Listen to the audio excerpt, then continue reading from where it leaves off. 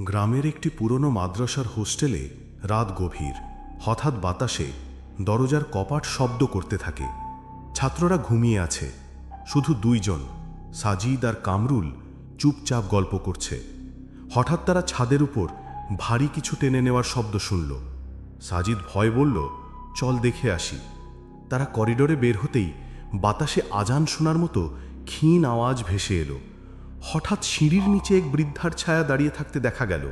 কামরুল সাহস করে বলল, তুমি কে? ছায়াটা কোনো উত্তর দিল না। হঠাৎ ছায়াটা ধোঁয়ার মতো মিলিয়ে গেল। দুজনেই আতঙ্কে দৌড়ে লাইব্রেরি রুমে ঢুকে গেল। লাইব্রেরির ভেতরে পুরনো কিতাব থেকে নিজে নিজেই পাতার শব্দ উঠতে লাগল। হঠাৎ দেয়ালে কোরআনের আয়াত আলোর মতো ঝলসে উঠল।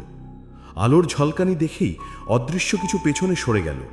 সাজিদ কাঁপা গলায় আয়াতুল কুরসি পড়তে শুরু করল।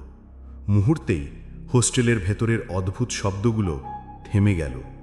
পরদিন সকালে ইমাম সাহেব বললেন, জিন সত্যিই আছে, কিন্তু আল্লাহর কিতাবের সামনে তাদের কোনো শক্তি নেই। ভয় পেও না, আল্লাহর জিকির আর কোরআনের আয়াতই তোমাদের রক্ষা করবে।